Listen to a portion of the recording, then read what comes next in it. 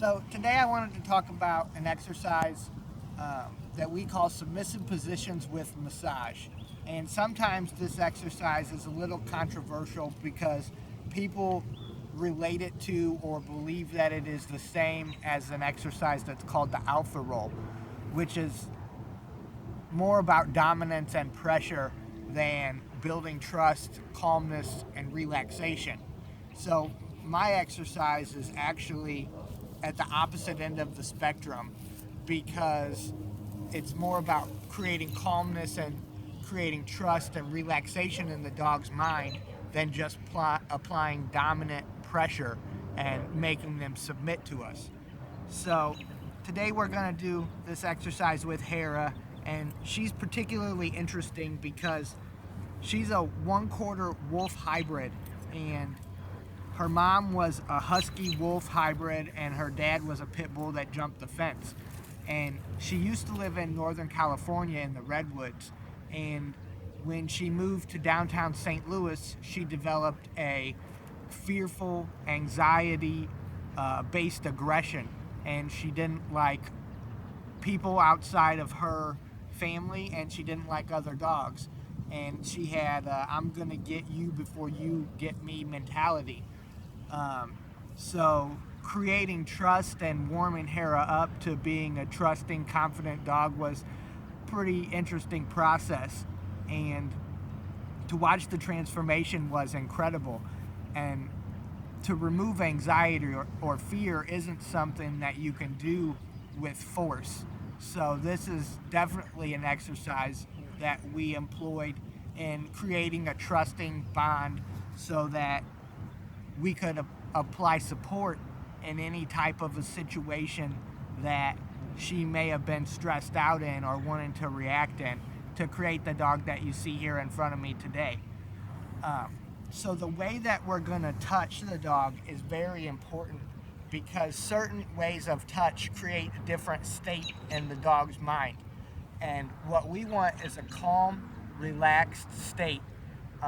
And this is going to help us build trust and help us show the dog that we can create relaxation in the brain or calmness. And if we can do that, then we can do it in anywhere, under any stimulus, under any circumstance. So I'm not petting because petting creates excitement, and this is definitely an exercise that we want to be devoid of excitement.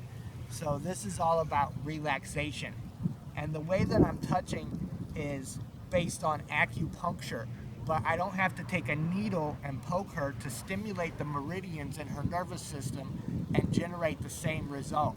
I can do it by touching these pressure points in the body, and then the mind and the body actually releases a system of chemicals that are natural to the dog's brain that induce calmness and relaxation just by pressing these points over and over again. And you can even learn how to do it on yourself if you look up technology called emotional freedom tapping. And it'll teach you to tap these points on your own body to release the chemicals within your brain that induce calmness and relaxation. So you see, it's not about force, but this exercise does sort out social ranking. And dogs do have social ranking structures within a group of dogs, whether you want to call it a pack or a group or a family unit, whatever term you feel comfortable applying. They most certainly do have social ranking structures. And if we're not higher on the ladder, then it's going to be much harder for us to generate respect or calmness, or to disagree or reduce a behavior that we no longer want to see in the dog's pattern of behaviors. So when I do this, I'm touching these key points in the body that are full of these meridians, and I'm pressing them like buttons over and over again. And you see the result is very relaxing and enjoyable to the dog. So this isn't necessarily something that I want to make extremely forceful. And some dogs, this may take an hour to get this level of trust and submission. Some dogs have a hard time relinquishing social dominance. So patience is definitely the key. And if you go into this exercise with a negative mind state or a negative energy within yourself, dogs are sensitive to this and they don't enjoy being touched by a person with a negative mind state. So getting yourself and your own energy and emotions in order is critical before attempting this exercise, because if you go and you try to do this exercise out of frustration, then you're going to produce a bad result.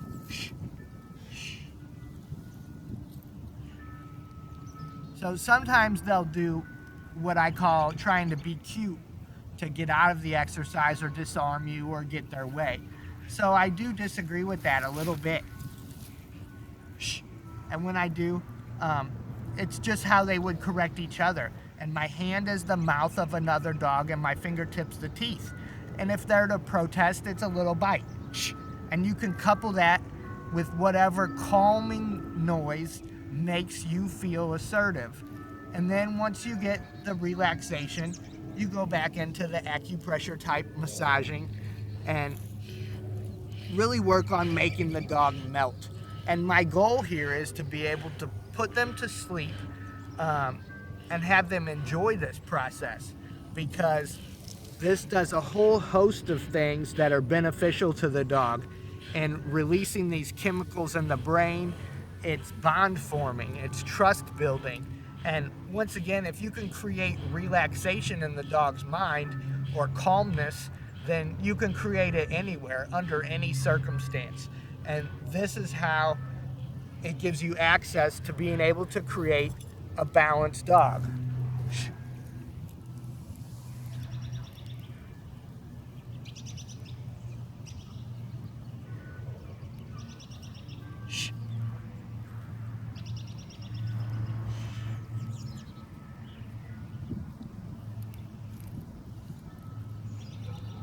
If you do this well enough, the dogs really enjoy this and they'll start to solicit this behavior from you.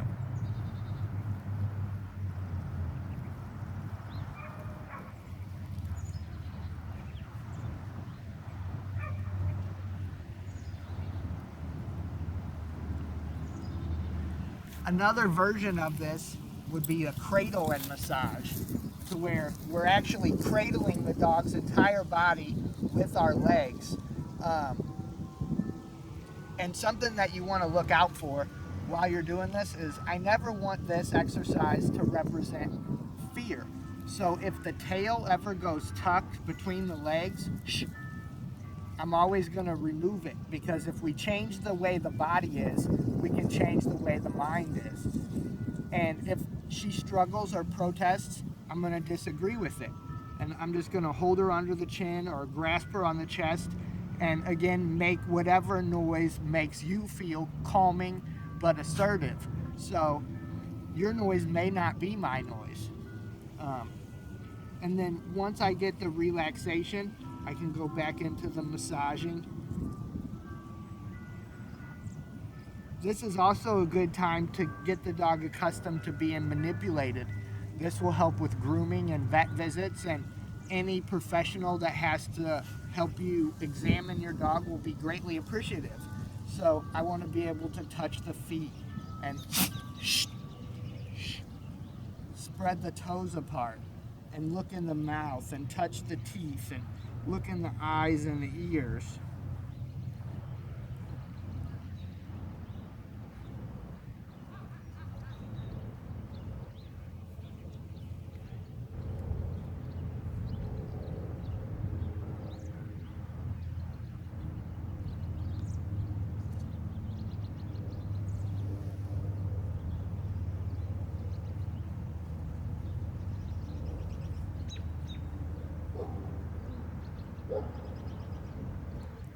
When your pup is being compliant, you can release them free.